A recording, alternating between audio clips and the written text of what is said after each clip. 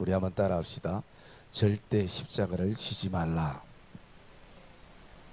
우리 옆에 분들과 한번 고백합시다. 절대 십자가를 지지 마십시오.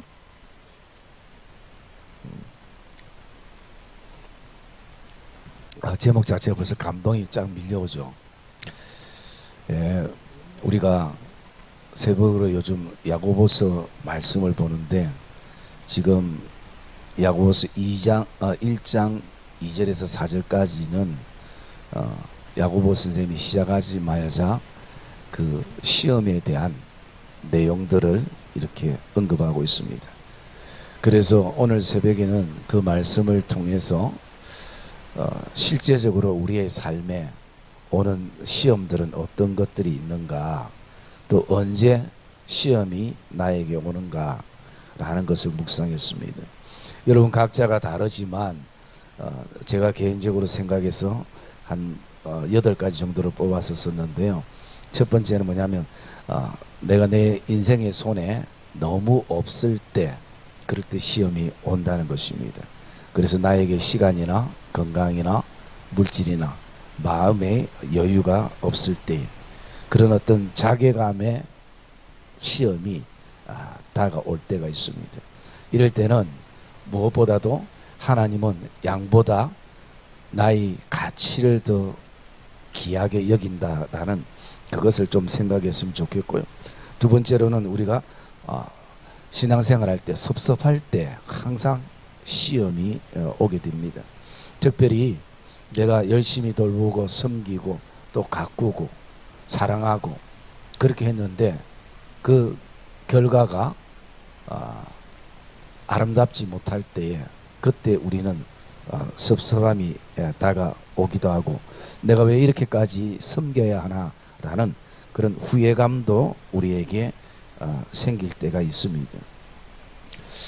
그럴 때는 오늘도 우리가 하나님은 결과만 보시는 분이 아니라 하나님은 가정도 지켜보는 분이라는 것을 우리가 믿고, 또 나의 이 모든 헌신과 섬김과 사랑은 하나님을 사랑하면서부터 시작됐다는 것, 주님을 사랑하면서부터 시작됐다는 것, 성도와 교회를 사랑하면서부터 시작됐다는 것, 이것을 우리가 또 기억하면 좋을 것 같습니다.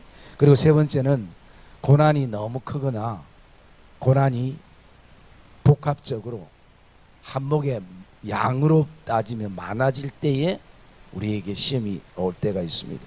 그럴 때는 때로는 도망가고 싶기도 하고, 그렇지만 또 막 이거저거 생각해보면 걸리는 게 너무 많아서 이러지도 저러지도 못하는 순간을 우리가 경험합니다. 그럴 때는 우리가 하나님을 믿고 바라는 인내의 시간이 우리에게 필요하다라는, 그래서 하나님께서 허락하셨다라는 생각을 우리가 품게 되고요. 네 번째는 소외감이 생기면 우리에게는 항상 시험이 올 때가 있습니다. 그래서 때로는 내가 속한 공동체가 편하지 않을 때가 있어요. 왜? 자꾸 내 스스로가 소외감을 느낄 때가 있는 거죠.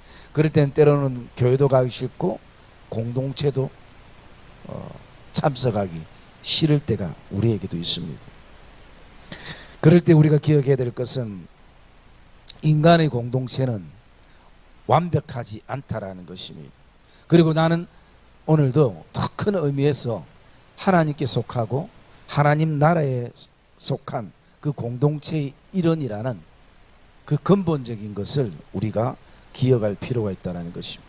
다섯 번째, 언제 시험이 오냐면 많은 책임이 우리에게 있어서 책임이 주는 중압감, 이것을 느낄 때에 시험이 오게 될 때가 있는 것입니다. 그래서 그때는 나 혼자라는 생각이 강하게 들고요, 때로는 전부 다 손 놓고 싶은 마음이 우리에게 들 때가 있는 것입니다. 그러나 엘리야가 혼자라고 생각했을 때 결코 혼자가 아니라, 나는 보지 못했지만 아직도 그 핍박과 환난 가운데에 믿음을 저버리지 않고 있던 7,000명의 사람들이 있다라는 사실, 지금도 똑같이 많은 책임의 그 압박감 속에서 그냥 다 손 놓고 싶은 순간에도 손을 놓지 않고 그것을 묵묵히 감당한 내 눈에는 보이지 않지만 그런 하나님의 동력자들이 있다는 것을 우리가 때로는 기억할 필요가 있는 것입니다. 그리고 여섯 번째는 말이 나에게 상처가 될 때, 그때 시험이 될 때가 많이 있습니다. 그래서 우리의 삶에 잘못된 말은 아픈 상처에 더 깊은 상처를 가져다 주기도 하고요. 부정적인 말은 결코 말로 끝나는 것이 아니라 그 사람을 부정적인 사람으로 만들어 버린다는 것이죠. 그리고 우리가 때로는 나의 체면과 또 어떤 이해관계 속에서 이간질을 시키는 말은 결국 모든 관계를 다 단절시켜 버리는 요소가 되어지는 것입니다.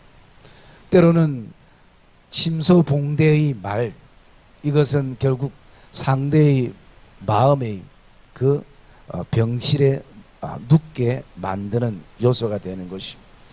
그리고 내 편으로 만들기 위해서 만들어낸 말들은 결국은 다 또 드러나게 되어 있는 것입니다.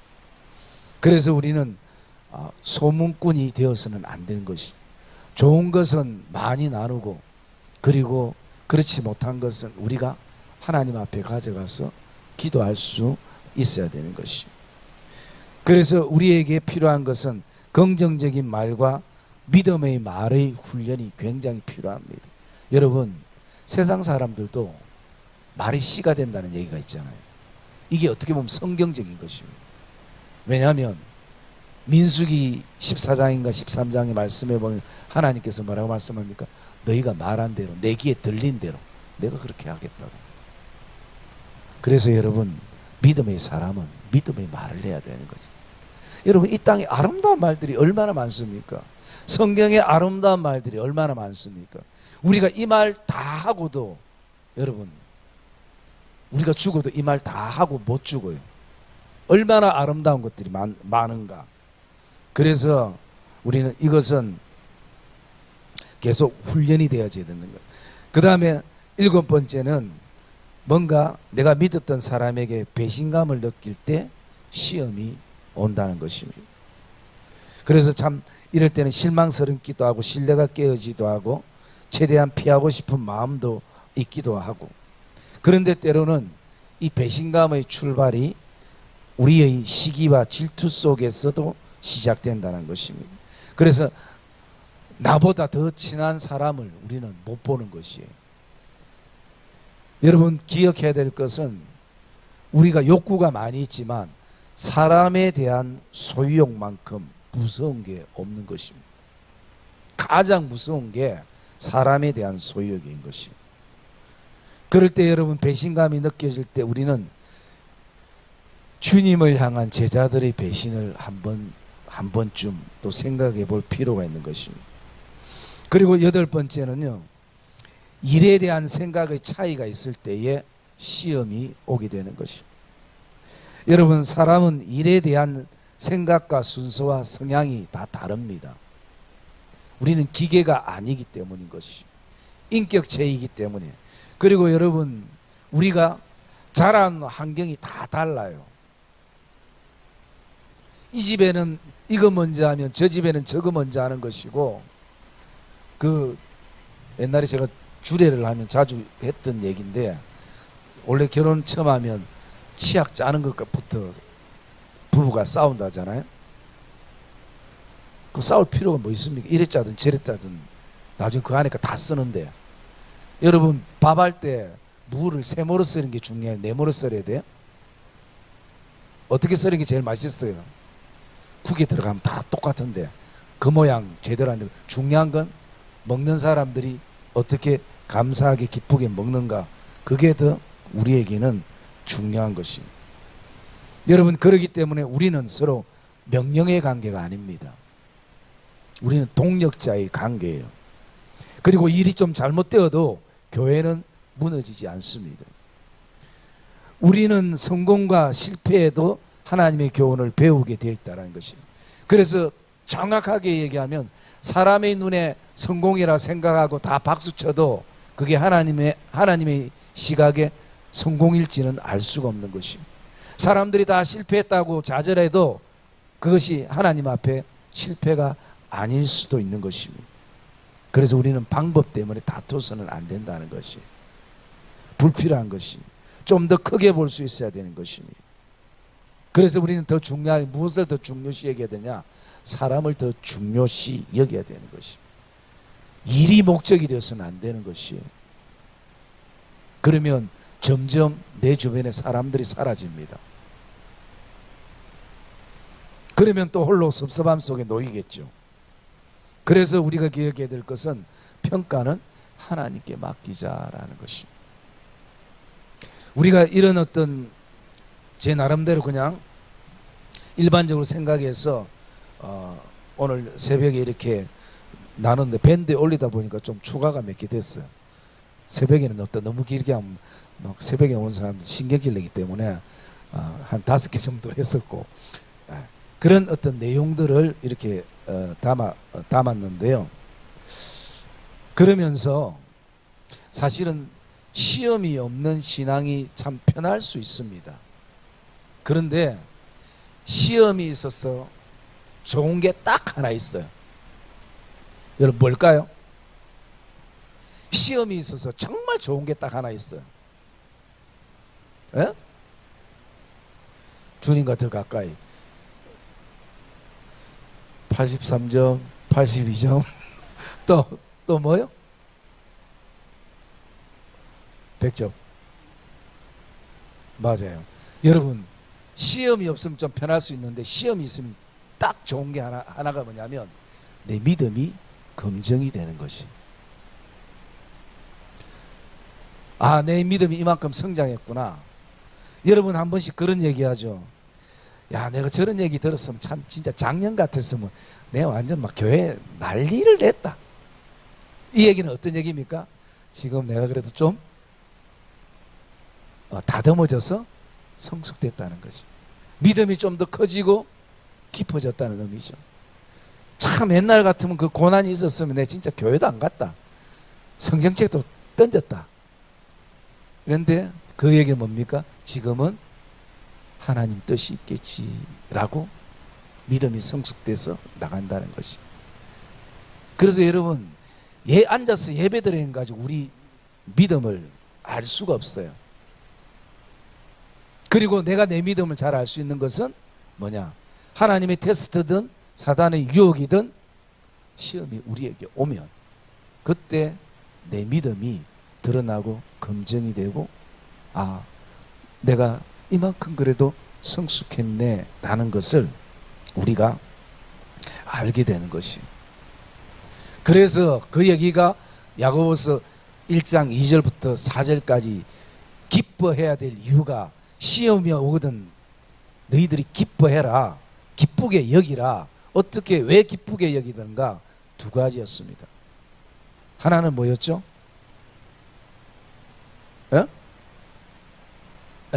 인내의 그릇이 커진다는 것이. 그래서 광야를 걸어본 사람, 사막을 걸어본 사람과 늘 내 신앙이 비닐하우스의 하초처럼 큰 신앙은 다르다는 것이었죠. 그리고 또 한 가지가 뭐냐면 이때 내 믿음이 보여진다는 것입니다. 그 일로 그 사람을 통해서 그 사건을 통해서 내 믿음이 보여지고 내가 내 믿음을 볼 수 있는 시간이 바로 이 부분이라는 것이. 그러기 때문에 이것은 이 시험은 우리가 울 일이 아니고 아파할 일이 아니고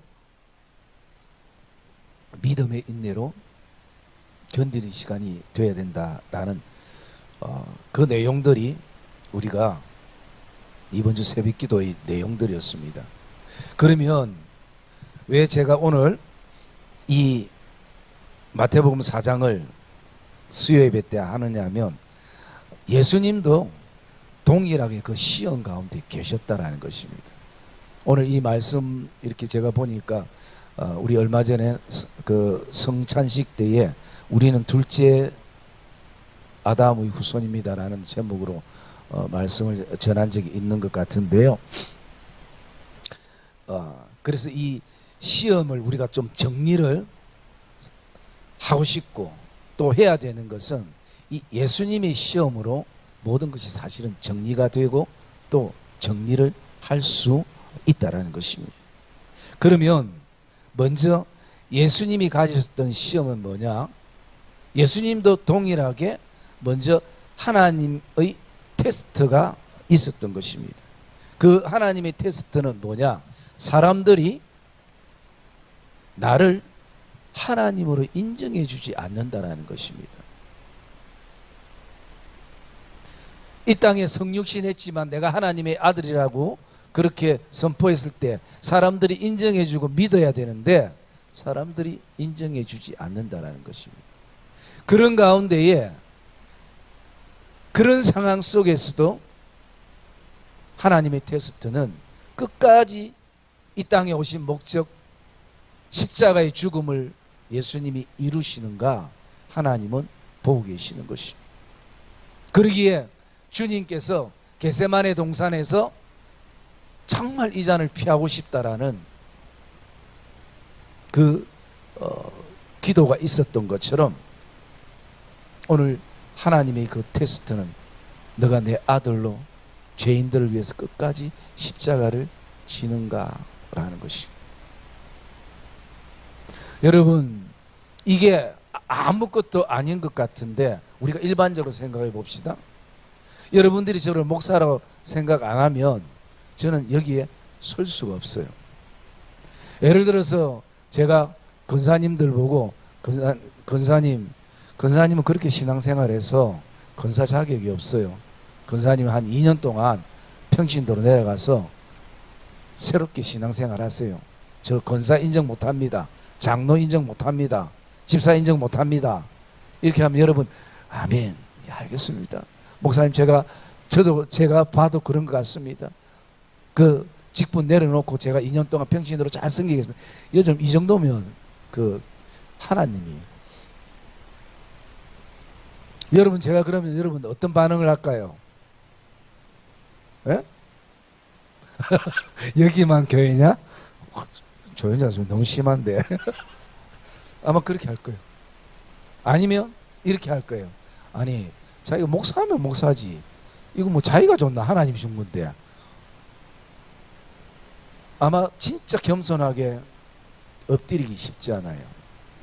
여러분 우리가 이 땅의 직분도 그러는데 여러분 창조주 하나님이 성육신하셔 이 땅에 오셔서 자신이 하나님임을 인정받지 못하는 하나님의 아들임을 인정받지 못하는 거 쉬운 것이 아닌 것이죠. 그런데 주님은 끝까지 십자가를 지셨어요. 누가 인정하든 인정하지 않든. 여러분 하나님은 이 땅에 그 아들을 보내시고 그 아들은 동일한 하나님이시기 때문에 자신이 하나님의 아들인 걸 제일 먼저 사람들에게 나타내려면 충분히 나타낼 수 있습니다. 어떻게? 안 믿는 사람을 그 자리에서 능력으로 죽게 만들면 돼요. 그러면 모든 사람들이 두려웠어도 아 진짜 하나님의 아들이구나 믿을 겁니다. 그런데 여러분 주님이 자신이 하나님의 아들인 것을 사람들이 믿게 하기 위해서 기적과 이적을 행하신 적은 없습니다. 그 얘기는 어떤 얘기입니까?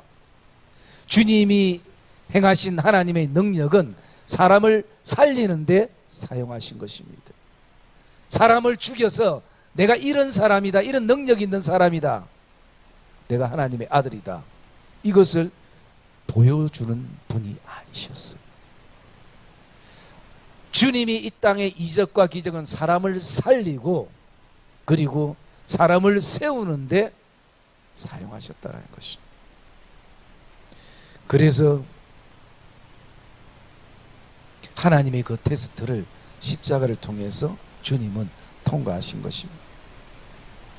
그리고 두 번째 바로 템프테이션이라는 유혹이라는 마귀의 유혹을 받는 내용이 오늘 본문의 내용입니다.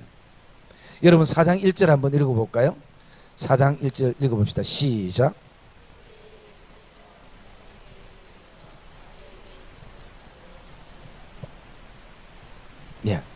여러분, 이 말씀이 좀 그렇지 않습니까? 예수께서 성령에게 이끌리어 또 성령이 마귀에게 시험을 받도록 내어주고, 저도 이 부분은 그냥 전체적으로 제가 그냥 하나님이 허락하십니다 라고 이렇게 생각했는데, 아까 성경을 읽다 보니까 지금 제 주제하고 비슷해요. 어떤 것입니까? 이렇게 보면 예수께서 성령에게 이끌리는 것은 뭡니까? 하나님의 테스트 가운데 있는 것입니다. 뿐만 아니라 지금 마귀에게도 시험을 받으러 광야에 서 계시는 것, 이 유혹의 시험. 그러면 결국 이 두 가지 내용은 무엇을 말하고 있습니까? 바로 주님도 우리를 대표해서 오늘도 하나님의 테스트, 성령에게 이끌리셔서 그리고 마귀의 시험을 받으러 가시는 이 두 가지의 총체적인 시험을 주님께서 다 치루시는 그 내용인 것을 우리가 보게 되어집니다. 그래서 예수께서 성령에게 이끄시어 마귀에게 시험을 받으러 광야로 나가신 것입니다. 여러분, 시험은 결코 환경이 좀 더 좋다고 이기고 환경이 나쁘다고 못 이기는 것은 사실은 아닙니다. 왜냐하면 아담이 가졌던 시험을 이렇게 보면요, 아담이 시험을 받았던 곳은 어디였습니까? 에덴 동산이었죠. 에덴 동산은 파라다이스입니다. 오늘날 말하면 천국입니다. 없는 게 없는 것이에요. 왜? 하나님이 퍼펙트, 완벽하다라고 말씀하신 곳이 에덴 동산입니다. 얼마나 좋은 환경입니까? 시험을 이기기에 너무나 좋은 환경이에요. 그런데 주님은 어디서 시험을 받았습니까? 광야에서 받았습니다. 에덴 동산에는 먹을 것이 풍성했지만 광야에는 먹을 것 제대로 찾을 수가 없는 곳이에요.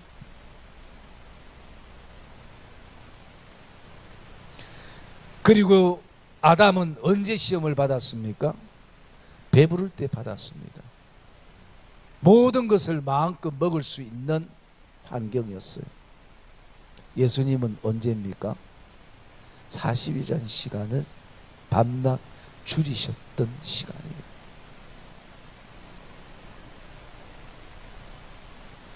그러기에 오늘 우리는 이 예수님이 시험을 꼭 묵상하고 또 이것을 정리해야 과거도 그렇고 현재도 그렇고 앞으로도 올 우리의 시험에 대한 정리가 되어질 수 있는 것입니다. 여러분, 이게 지식이 아니라 우리 안에 주님을 통한 실제 믿음의 체험과 또 고백과 결단이 우리 안에 있기를 주님의 이름으로 축복합니다.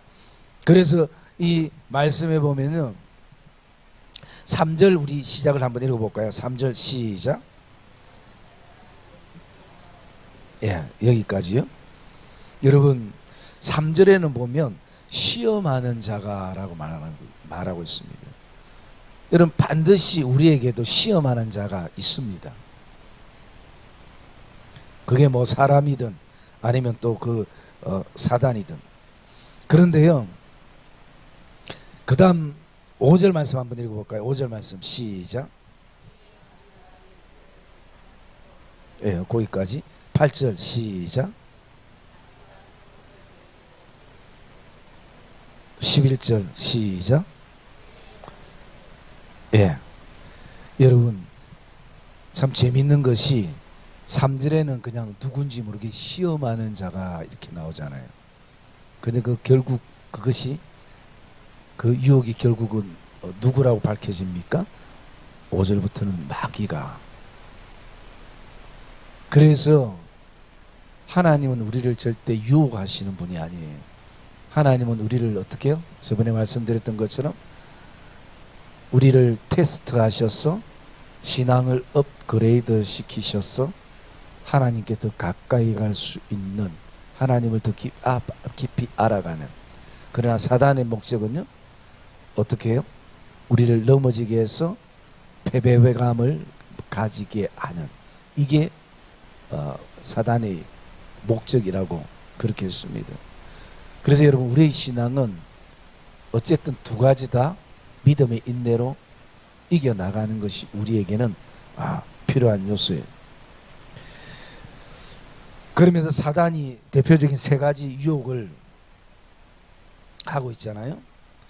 이것은 딱 예수님에게 필요한 것입니다.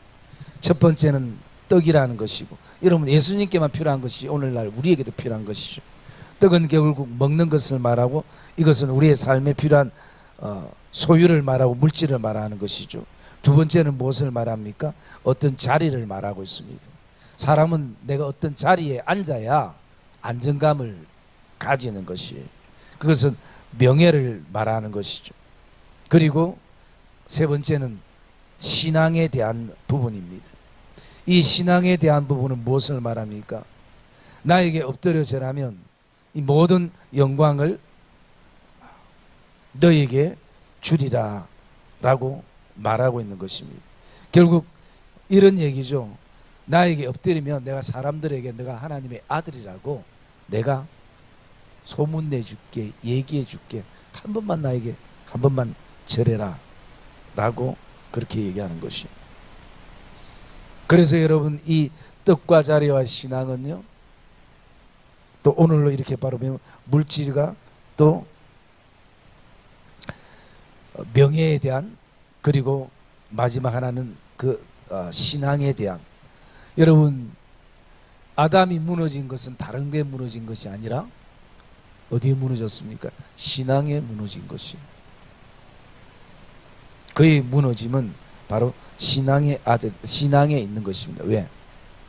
하나님처럼 되기를 원했기 때문인 것이.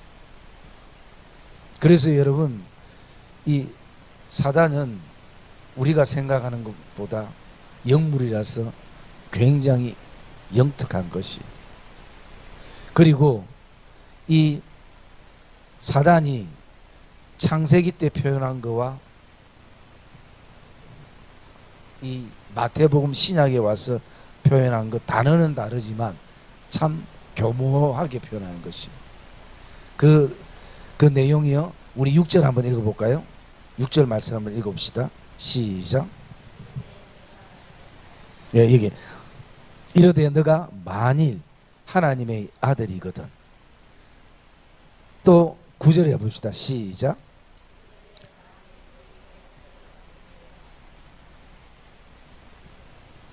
예. 여러분, 창세기 3장 1절에 한번 볼까요? 거기는 뭐라고 표현되어 있는가? 여러분들도 알고 있는 구절이기도 합니다. 한번 봅시다. 창세기 3장 1절 시작.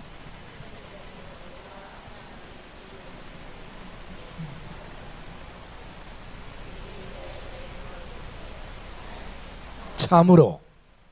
그죠? 여러분, 이게 동일한 의미입니다. 하나님이 참으로 라는 것이나, 너가 만일, 여러분, 사단은 그래서 무엇을 얘기합니까? 그가 하나님 앞에서 자기는 빠져나갈 길을 항상 사단은 만들어 놓아요. 속는 것은 우리만 속게 만들고 우리만 패배하게 만드는 것이. 하나님이 참으로 너가 만일 하나님의 아들이거든, 너가 만일 하나님의 자녀이거든,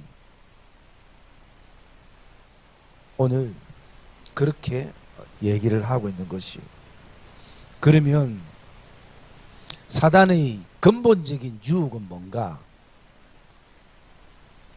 여러분, 그것은 바로 절대 십자가를 지지 말라라는 것입니다. 어쨌든 예수님이 십자가를 못 지도록 모든 것을 다 해주겠다는 것입니다. 먹을 거 걱정하지 마. 자리 더 높은 곳으로 내가 올려줄 수 있어. 그거 하나님 말고 다른 거로 바꿔도 돼. 교만하게 만들면서 내가 다 해준다는 것이. 왜 그렇게 합니까? 십자가를 지면 인류가 구원을 받거든요. 여러분, 지금도 사단은 우리에게 먹는 것 가지고, 또 자리 명예 가지고, 또 어떤 신앙의 어떤 영광과 교만을 통해서요, 그렇게 우리에게 허락해 주는 것처럼 하는 것은 목적이 뭐냐면 바로 이겁니다. 너는 예수님처럼 절대 십자가를 지지 마라. 여러분, 오늘 우리에게 주어진 십자가들이 많이 있을 수 있습니다. 사실 그것도 버거운데, 우리에게 오늘도 이런 물질과 명예와 또 다른 어떤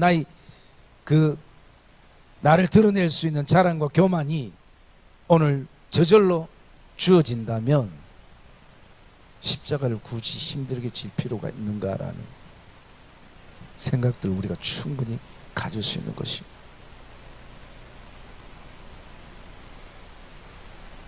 여러분, 오늘 주님이 이 땅에 오신 목적을 누구보다도 사단이, 마귀가 잘 알고 있기에 그 길을 지금 막는 것입니다. 왜냐하면 내가 십자가를 지면 믿음의 사람들이 생기기 때문인 것입니다. 내가 십자가를 지면 하나님과 백성들이 화평과 화목을 이루기 때문인 것입니다. 내가 십자가를 지면 오늘도 많은 사람들이 믿음으로 살게 되고, 그 사람들이 자신이 교회인 것을 고백하며 살게 되는 것입니다. 그래서 절대 십자가를 지지 못하도록, 십자가를 안 지면 내가 모든 것을 다 해줄게 라는 것이 지금 사단의 유혹인 것입니다.